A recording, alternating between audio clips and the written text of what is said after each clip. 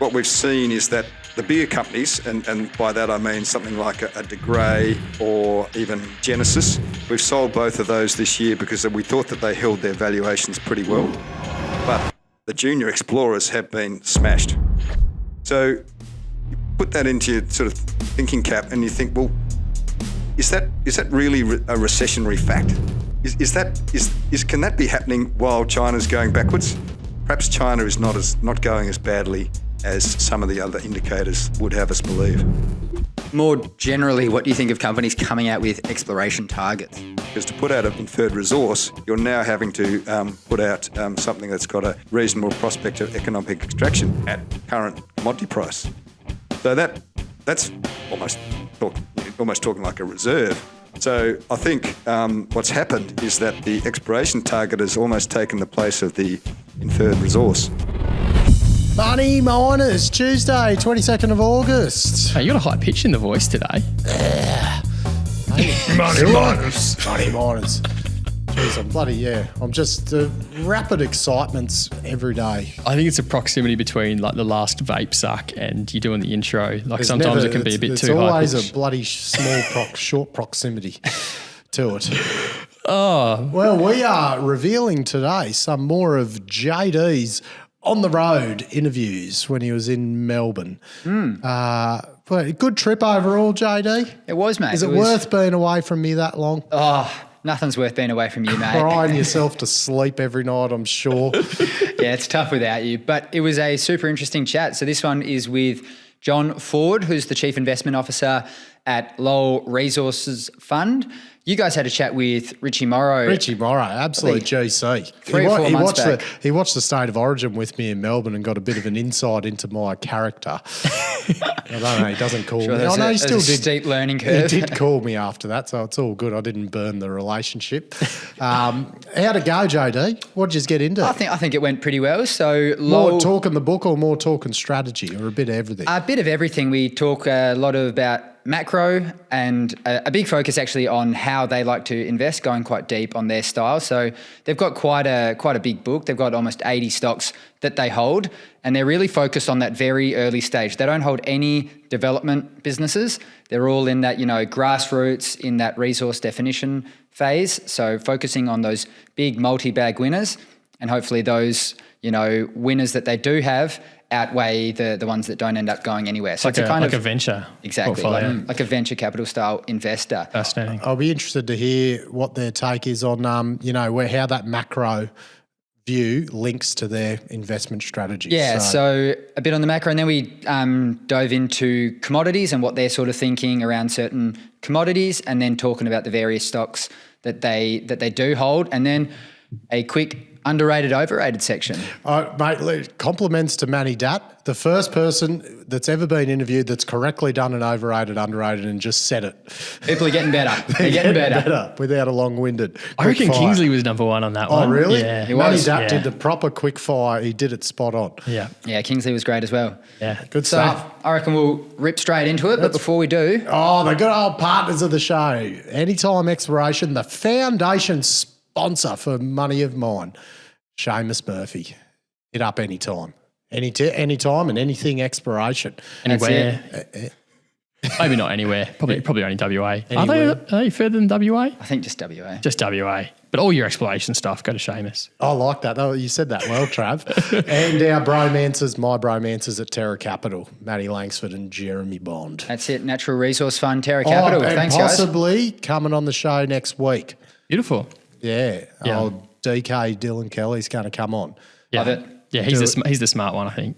Oh, jeez, Trav. Wait till they paid their invoice before you start throwing them ones out, mate.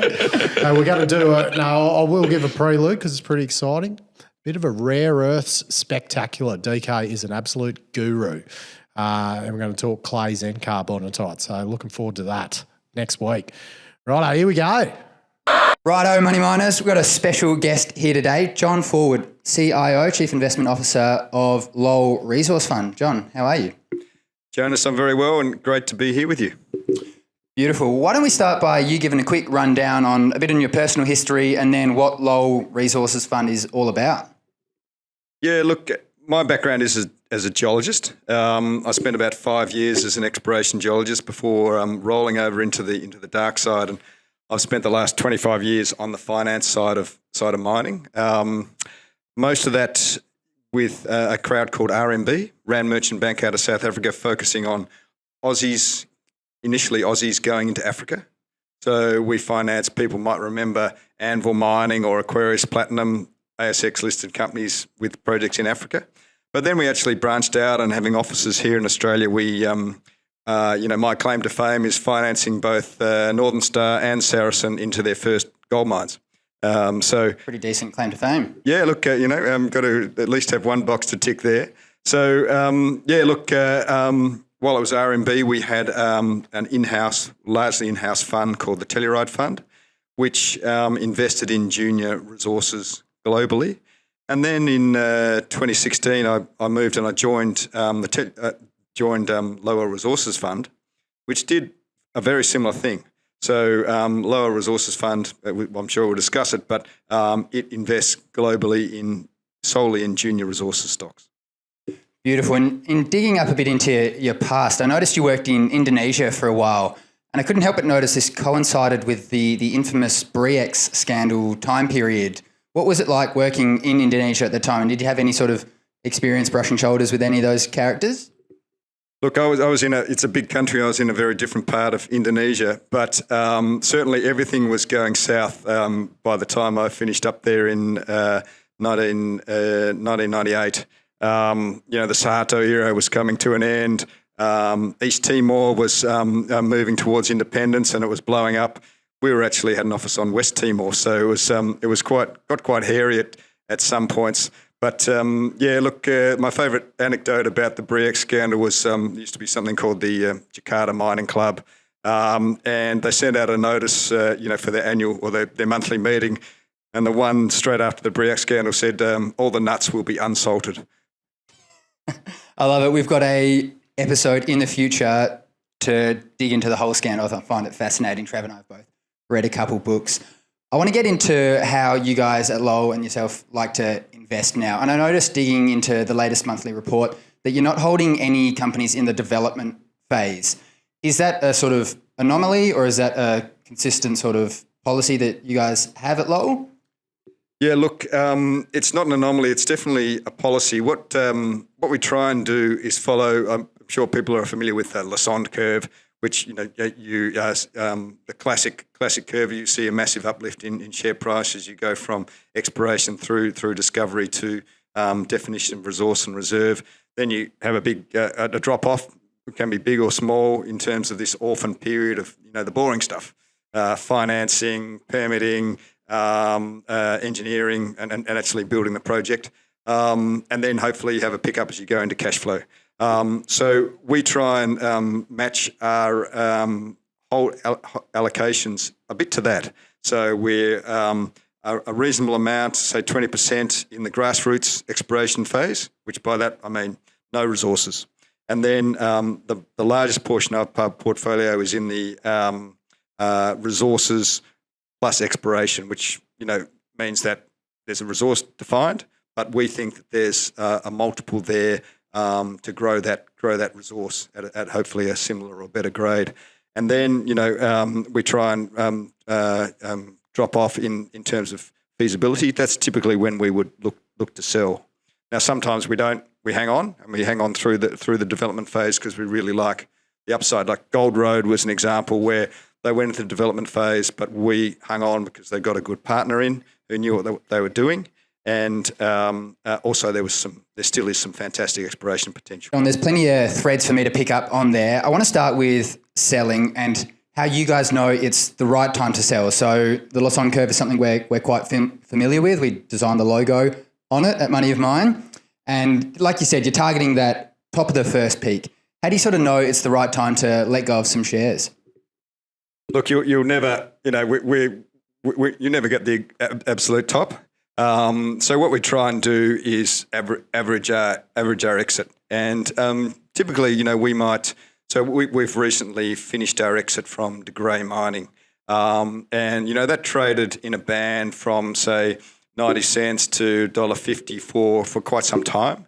And we tried to sell, obviously, towards the upper end of that band.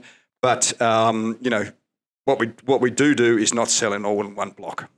That's probably, it's not a secret, but that way you can average it over time and you'll never get the top, but hopefully you won't get the worst price either. And are there other tells, like when the company starts talking a lot more about getting into studies and those sorts of things, when it's not so much, how many drill rigs can you get on the site, that sort of lead you to know when it's time to go? Yeah, look, that's definitely one of them. I think and just watch their feet, not their mouths.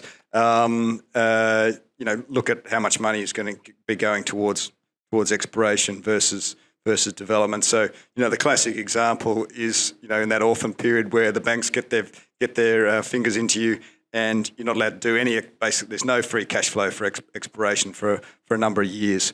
So that is going to take, unless they absolutely shoot the lights out in terms of commissioning and the price. If a company has good exposure to the spot price, then you will see more share price appreciation. But more often than not, that doesn't unfortunately happen in the commissioning phase. Yeah, too right.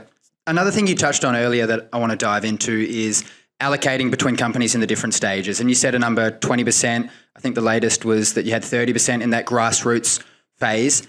Firstly, how do you go about identifying, not lifestyle businesses, companies that are serious exploration businesses that have a chance of finding something that's going to be meaningful?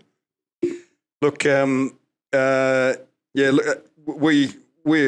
we can sit here and put up our shingle and say we've got money for junior resources, and particularly at the moment, you get absolutely flooded with opportunities. But identifying the right ones, look, there are some fantastic companies out there that come through the door that for whatever reason we're not able to invest in, whether we've got our existing allocation to that particular commodity, or one of the shareholders is someone we don't get on with or whatever. So look, it is hard to say no to a lot of these companies, but I've got a chairman of my investment committee who's always banging the drum about no more stocks, we don't want any more stocks in the portfolio. So I've got to be really ruthless, and often if I want to put one in, I've got to sell one.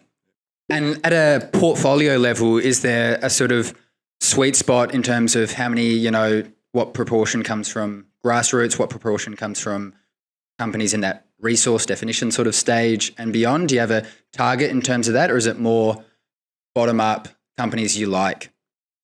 Yeah, look, I think we do like to have a diversification, if you like, across the risk spectrum. So, grassroots, obviously much higher risk, and, companies sitting on a reserve, lower risk. And does different commodities play into that as well? Not all in gold, for example. Absolutely. So, our gold exposure has varied quite a bit over the last 12 months, or 2 years. It's got as high as 60%, and currently it's down around 30%, partly because, or mainly because, gold explorers are so unloved at the moment. But we do like to at least try and target and aim for a diversification of commodity allocation between precious metals, base, battery, and we also do a bit of oil and gas, which we probably won't talk too much about today. I've actually got a question on that coming up, but in that portfolio construction, I noticed that you guys are at, I think, 2.5% in cash. Is that just a reflection of where we are and how cheap you think are out there at the moment? Yeah, look, absolutely. What we've done this year is what we've seen is that the bigger companies, and by that I mean something like a De Grey or even something like Genesis. We've sold both of those this year because we thought that they held their valuations pretty well, but the junior explorers have been smashed. And so what we've done is recycle some of that money from the sales of these larger market caps into things that have really been hit hard, and generally things that are already in our portfolio. One last one on the portfolio construction. So I could see that you held 82 stocks last time I checked, and it sort of reminds me of a bit of a venture capital type approach where you have, multi-bag winners like De Grey, Gold Road, and those sorts of stocks that outweigh the losses. How do you sort of think about that? How many big winners do you really need to outweigh the ones that don't end up going, too far up the curve? Look, we'd like to have one big winner a year. And yeah, look, it is a lot of stocks in the portfolio, but Predictive Discovery is one of our top holdings still. And that was a labour of love over more than 10 years. So we invested in the IPO in that, I think it was 2012, in fact, before my time. And we pretty much invested in every, at least once a year in every placement they did over the ensuing period before they made their big discovery. And if we hadn't invested in that last placement that they did just before the big discovery, which was done at 0.5 cent, now it's trading at 18 odd cents today, we would have been underwater in that stock. So, while, people said, Predictive, it's a penny dreadful, look, and it was in the bottom drawer in our portfolio, we continue to like the management and their exploration portfolio. So we didn't put big dollars in over a lot of that time, but we continue to participate, and that can be the key to having some faith. I want to put a pin in Predictive now and touch on it more when we get into stock specific type of chat. But for now, I want to look at the macro level, and I want to hear from you how much sort of analysis goes into the macro side of things. Given you're a micro cap fund, taking China, for example, they have a huge, outweighed impact on the world of commodities. And unlike the rest of the world, we've seen them go into deflation in the last month, while we're all here talking about inflation. How much time do you spend looking at the macro to start with? And are you predicting any sort of stimulus from China? Look, yeah, China's the elephant in the room in many cases. I always say that it's the US and their economy which has the most effect on share prices, but it's China and their economy that has the most effect on commodity prices.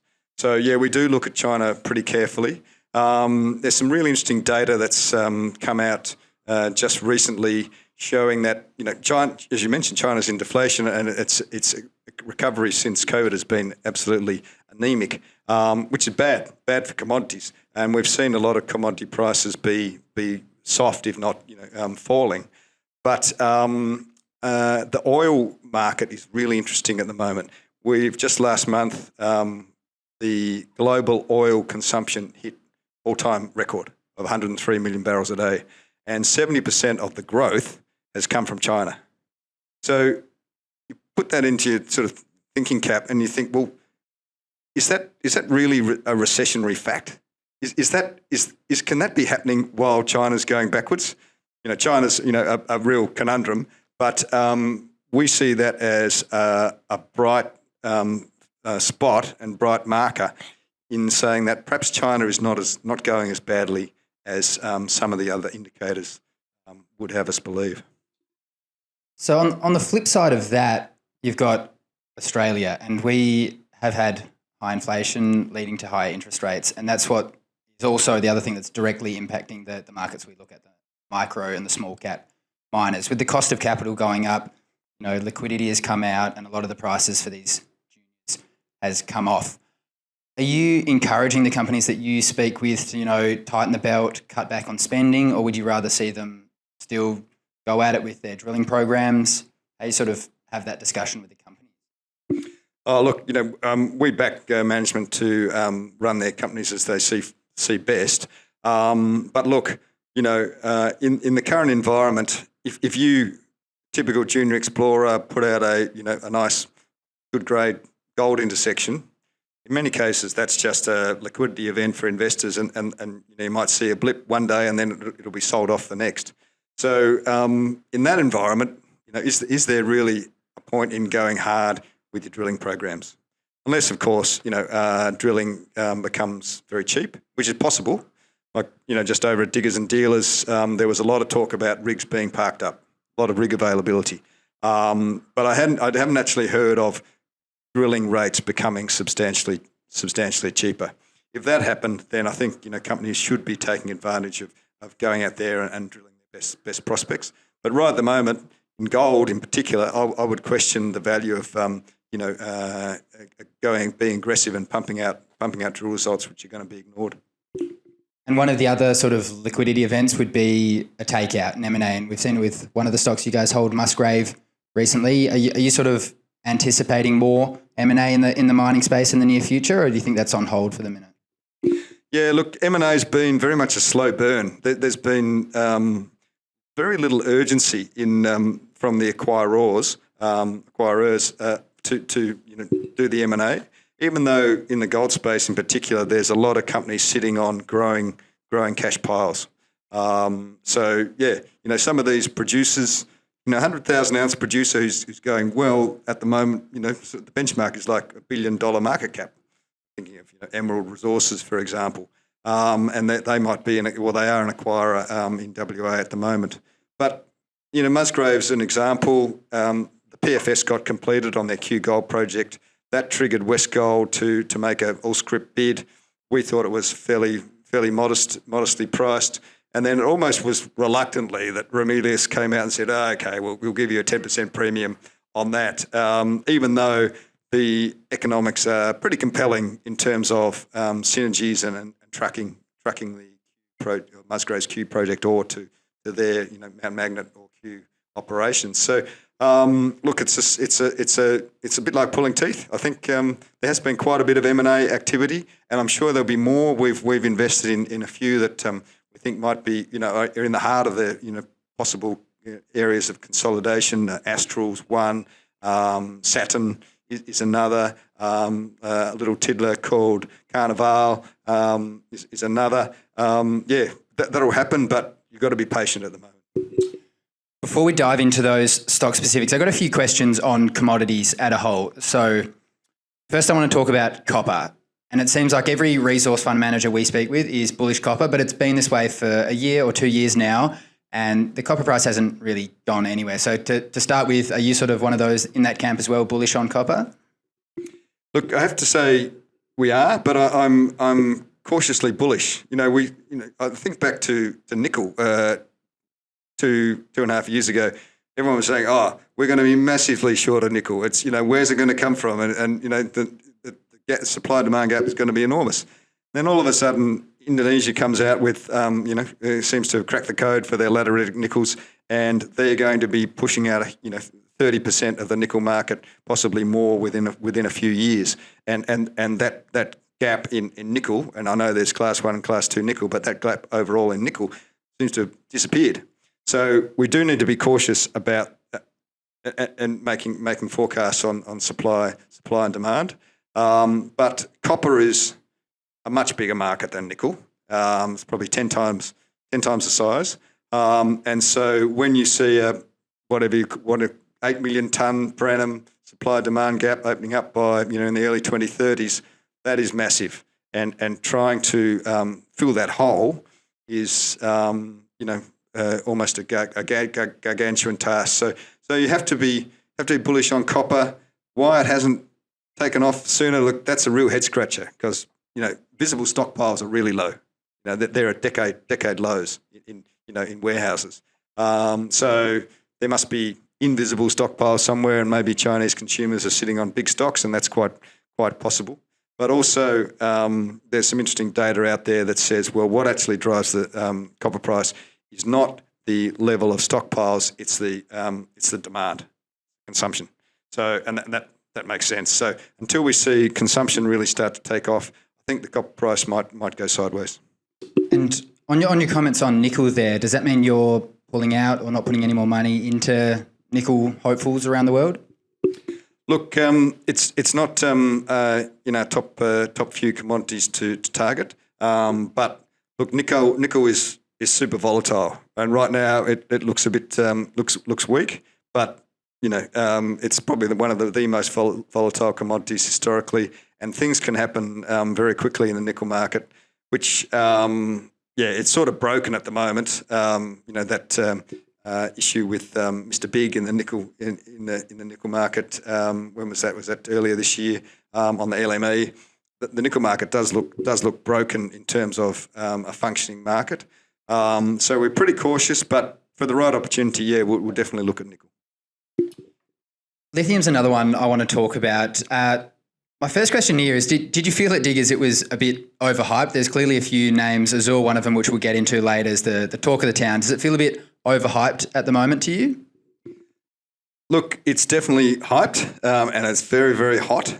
But when you've got, the big guys or the producers making truckloads of cash, and you've also got the off-takers, be it Stellantis and car makers or, lithium chemical companies, throwing money right up right down at the bottom end of the supply chain and, exploration almost. There's this justification for the hype. Where lithium goes from here is really anybody's guess, and we're certainly seeing a soft period here in the middle of the year in terms of lithium carbonate prices. But the spodumene concentrate price is held up pretty well, and that's really what matters to WA lithium players. There's just a massive margin there. Did you make much of the new Chinese futures exchange in the lithium market that came out? I think it traded down 15% on the first day. Is that something you paid much attention to? Yeah, sure. That's definitely a really interesting marker, and maybe the lithium market is following the iron ore market, which had a number of years ago developed exchange trading. So that's obviously a negative marker. I think it finished limit down on opening day, and it's continued to trend down. There's obviously a disconnect between the concentrate market and the chemical market, once it goes into China, it becomes quite opaque. But as I say, the spodumene market is still strong. And the last commodity or broad basket of commodities I want to touch on is oil and gas and coal, energy broadly. How does this sort of play a role in your portfolio? I think it was 8% last time I looked. How do you guys sort of think about that versus the hard rock mining assets that you hold? Yeah, look, the oil and gas, something we've always done, and it's been around that 8% level or 8 to 10% level for a long time in our portfolio. It's absolutely unloved. In fact, it's actively hated by many investors, institutional and retail. But you can, and we take the same approach to oil and gas as we do to hard rock minerals, in that we're really looking for significant exploration upside. So if there is a significant oil or gas discovery by a junior who has good exposure to it, you can still see multiples on your money. We've seen that in the Perth Basin. We saw that with an investment we made in a company called Melbana in Cuba, and we'll continue to see that. As I mentioned before, the demand for oil is not going away. It's in fact it's growing. So while there's a large proportion of the investor base that won't invest in oil and gas, and that money is probably part of the money that's created the lithium hype. There's still substantial attention on that market. And look, the oil market, if you're in resources and commodities, the oil market is, I think it's $2 trillion a year, which is almost 10 times the next biggest market, which is iron ore. So it is hard to ignore. Absolutely.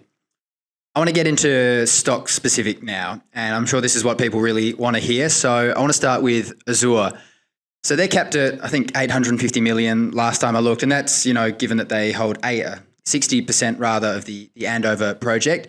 And we saw just a couple of days ago that there was a rumoured or a proposed takeover at, I think, roughly $2.30. What did you make of the takeover, and are you sort of encouraging management there to push away any bids at the moment?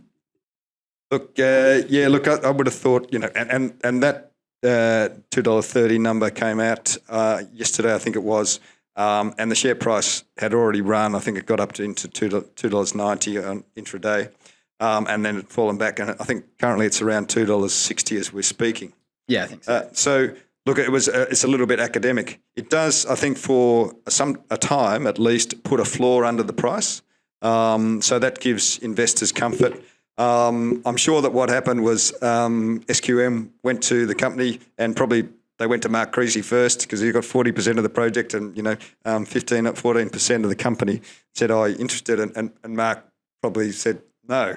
And that was probably the end of the conversation. So I would think, I'm very pleased that we're in the same tent as Mark Creasy. He always extracts full value.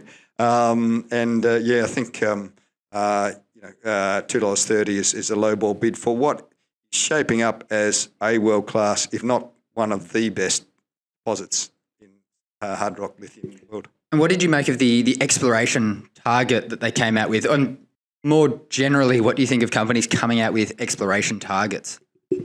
Look, I think there's been interesting development in JORC resources and exploration targets. And one thing I got out of Diggers this year was the exploration target is almost the new inferred resource. Because to put out an inferred resource, you're now having to put out something that's got a RPEE, a reasonable prospect of economic extraction, which, as I understand it from what I've heard of what the ASX demands, is you've got to show that your inferred resource is has potentially positive economics at current commodity price.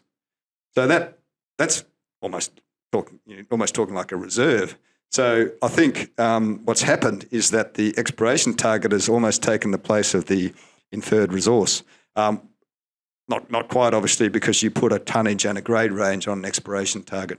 But, yeah, look, very positive. 6 months ago, as you were saying, well, we're targeting 100 million tonnes at north of 1%.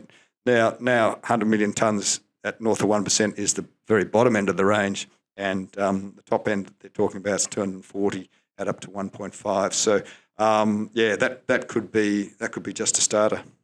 And it makes up a pretty significant part of the portfolio now. When is it sort of, like we touched on at the beginning of the conversation, going to be time to start letting go of a few there? Is there a cutoff within the fund when one stock becomes too big a number? Look, we don't have mandated cutoffs in our investment mandate. We do when we first go into a stock, but if it grows organically, we're not forced to sell. So we can hang on to that for as long as we see fit. And look, I think there's a lot more upside in that deposit. They've got 5 or 6 rigs drilling at the moment. They're going pretty methodically. They're doing heritage clearance. Hopefully 240 million tonnes ends up being a conservative upside. Another lithium player I want to talk about is Delta Lithium, and I couldn't surmise whether you guys still hold a few, but we had David Flanagan on the show not too long ago, and he's a pretty lively guy. What was it that attracted you guys when you did previously hold the stock and may do to the company?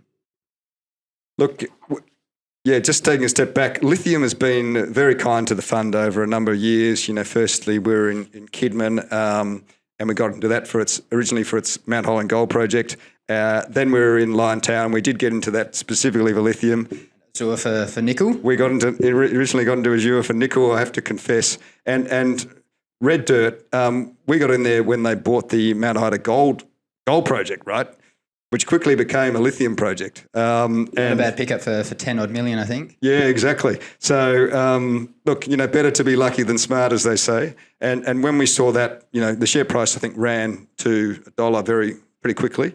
It pulled back and, it's been up and down since then. But when they got into Unithera, I thought, oh, well, that looks like a really good project as well. So we held on. But we have actually exited Delta recently just because it probably doesn't have the same upside that we see at Azure. So, and we're trying to manage our lithium exposure somewhat. Just one more on Delta. They did have a huge block of stock that crossed, I'm not sure if you saw, I think 11% of the company a couple of days ago. And given the sort of nature of it, it seems to have a strategic buyer's name on it. It was done at a 23% premium. Do you think the ultimate outcome for a stock like Delta is a takeover, or do you see these sorts of players, going and becoming producers in the near term, given that we see Gina, MinRes and all those sorts of names on the register? Yeah, look, I think that Gascoyne region is becoming a bit of a hot bit of real estate. So I wouldn't be surprised if there is a takeout there at some point. But, Dave Flanagan, he's, taken companies through into development and production in the past. So I'm sure that's a capacity that the company has. And if they don't get the right bid, I'm sure they'll go right through. Okay, I want to get into another success story that you guys have had, what we touched on earlier, Predictive Discovery. So they came out, I think, during Diggers, beginning of last week, and upgraded the resource to almost 5.4 million ounces from memory. What I sort of want to know how you think with Predictive is there any alternative for a company like this, kind of like what I just touched on with Delta, to end in any other sort of outcome other than a takeover? Look, I think, everyone's predicting that a takeover will happen. And, it was interesting to see a number of Canadians floating around Diggers. B2 Gold were there. They're active in West Africa. We've seen recent M&A activity in West Africa, with Chesser in a small way. So, look, I think that's, it's a world-class discovery. There's not too many projects like Northeast Bankan that grow rapidly from nothing to over 5 million ounces in a very short space of time at a good grade. So look, I think there's a couple of catalysts there. And as we saw with Musgrave, I don't think it was a coincidence that the PFS came out and then there was a takeover bid. I think we need to see some catalysts at Predictive. The obvious one is sorting out the buffer zone of the national park, and that on the company's timetable will hopefully occur first half of next year. They've also got some interesting exploration results to come out in the next couple of weeks on satellite projects up at Argo. So that's trigger, and then I think if we can see the gold price move say 10% higher. That will help re-rate that company significantly. So yeah, look, I think if we sit here in 12 months' time, there could well be some corporate activity that's come out of the woodwork. And just on West Africa more broadly, it's clearly a risk you guys are comfortable with. Do you think other investors are missing out on potential alpha not going to West Africa? How do you sort of get comfortable? Obviously, it's sort of country by country there. But what's your sort of process in analysing different countries within West Africa? Yeah, look, I mean, my background, I've spent quite a bit of time in West Africa, not all the countries, but there's certainly places which are, preferable and places which are no-go zones. Niger's become very hard. At least half of Burkina Faso has become very hard. And hats off to Richard Hyde at WAF for his magnificent effort at Sembrado. But, places like Côte d'Ivoire, still quite attractive. Guinea also I think is quite attractive, and a very strong mining industry in that country. So, yeah, we're certainly horses for courses. I think in West Africa there's that African discount has become even stronger. And it's because while Aussie companies are still funded to some extent to invest there, the money out of North America, which is the other market which provides funding for West Africa, has completely dried up in terms of exploration. So you're seeing the multiples on per ounce basis. Even in Australia they've dropped, but they've dropped even further in West Africa because the competition from the Canadians is just not there. Moving to WA Gold now, whilst we had your colleague Richard Morrow on the show 3 odd months ago, the Gwalia takeover is in the works. It sort of was playing out, and Musgrave had yet to be pounced upon. That's since happened, and Musgrave was obviously a holding of yours. Were you guys happy with how that played out there?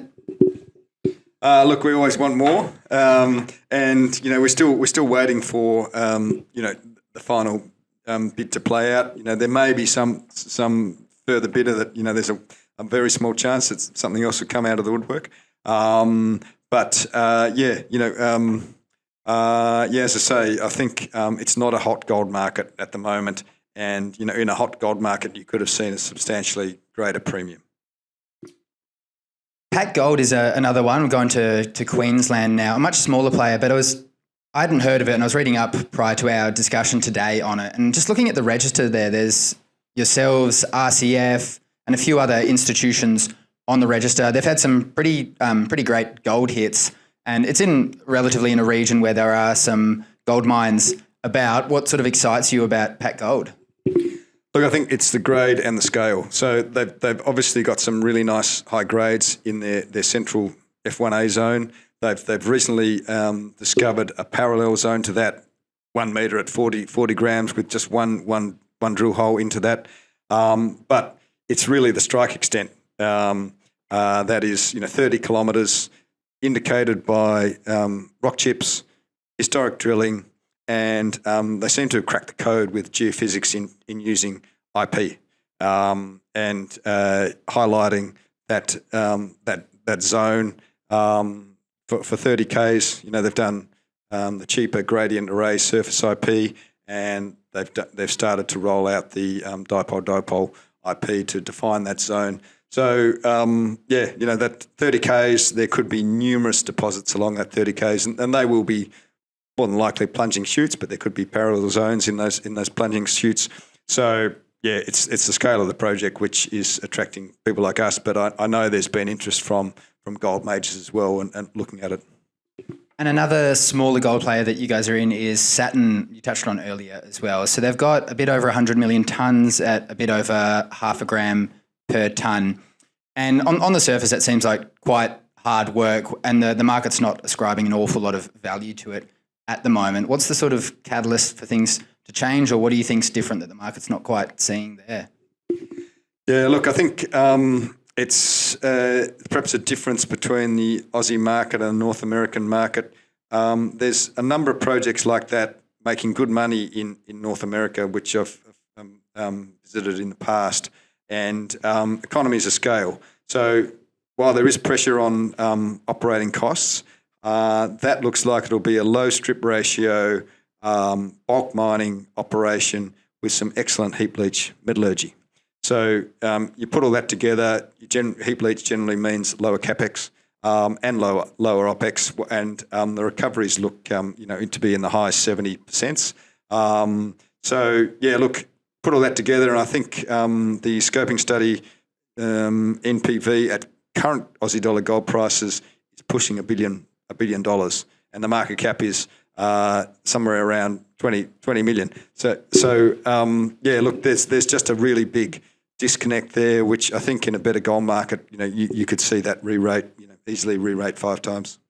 And a company in a similar boat is Medallion. I've got to disclose that I own a couple of these, so I'm a bit conflicted here, but they're similar in the sense they've got over 1 million ounces. They're capped at 15 odd million. I take it from reading in that Lowell's come in somewhat recently into the stock.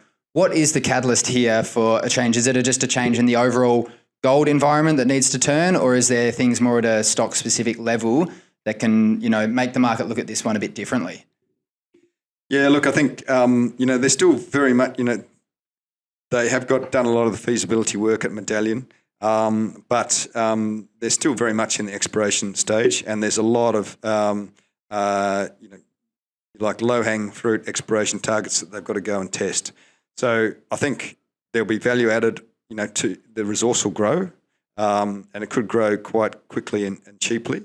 But also, I think the gold market, we just saw that and thought, wow, that looks super cheap. It was too cheap to ignore. We've been following it for a long time. Paul Bennett's a good friend of mine, and he's a very good operator. And so we just thought, well, it may get cheaper, but it's a very good time to enter. And the last individual stock I want to get your take on is Comet Ridge. And I've got to say, I'm not super familiar. This is a gas play in the East Coast, but gas and energy more broadly in the East Coast is something that's been in the media quite a lot over the past 18 or so months. Does that make up a lot of the play, or is there more going on with the team specifically at Comet Ridge that warms you to the stock? Look, East Coast gas, it's been a political football that's been kicked around terribly. Fortunately, the junior producers and the domestic producers, which is what Comet Ridge will be, are exempt from the code of conduct, the gas code of conduct. So basically that means that they can get market price. And market price is, currently north of $12 a gigajoule, which is fantastic. WA's prices, as the Perth Basin gas price has zoomed up from a couple of bucks a gigajoule to, I think recently it was around $9 a gigajoule, but you're getting more over here. It's interesting that the value that is being attributed to gas companies on the East Coast is probably less than what you're getting in the Perth Basin, even though the prices for these guys on the East Coast is probably going to be higher. So why is that from my inexperienced eye? Look, it's just supply demand. Here in Victoria, basically there's been a moratorium on gas drilling for a number of years, and Bass Strait production is falling off a cliff. So whereas in WA there's probably slightly less pressure on the supply demand balance. Understood. Okay, I want to get into a quick fire round to wrap things up on underrated and overrated. So one word answers. I'm just going to read out. Could be a stock, an issue, a commodity, or whatever, and we'll see how we go. So to start with, AW1. This is American West Metals. They've had some copper hits up in Canada. Look, I've not followed closely, but I've certainly heard a lot of people mention it. We've had a presentation in the past. I know it went for a zoom and has come back. It may still be slightly overrated. West African jurisdictional risk. I think that's overemphasised. WA1 with the Lunny discovery up in the West Arunta. What a great and sort of region defining discovery. I think it's fantastic. I think from an exploration point of view, it's probably underrated. But from a market niobium point of view, perhaps I think it's blue sky. People don't know anything about niobium, so they think there's plenty of blue sky to it. Gwalia. Look, hopefully underrated. I know Raleigh will wave his magic wand, and I think he'll be able to get some economies out of that. The future of uranium. Overrated. Interesting. The Abra mine, Galena's silver, lead. Underrated. Liontown Resources. So we've sold out, so I probably have to say it's overrated. Last one, Dreadnought Resources, the rare earth play.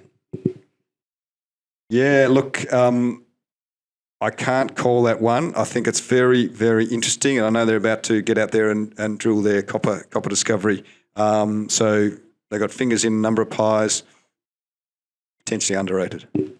Perfect. Well, thanks heaps for your time, John. Thanks for making it available. I'm sure the money miners will get plenty of value. So, yeah, once more, thank you. James, it's been an absolute pleasure. Thank you for having me on. Beautiful.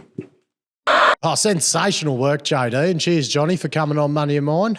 Absolute loved the chat. Yeah, hope the money miners got a bit of value from that one. Oh, how would you not talking to a bloody fundy about all their tips and tricks? That's it. Always something you can pick up. And the fact that you're on it as well, JD, maximising the value. Stop, you make me blush, mate. Right, thanks to always our partners, Terra Capital, K-Drill, Anytime Exploration Services. JP Search. Top Drill. JP Search, let us know if you got Alex a job, old Ali G from last week's episode. Hoodaroo.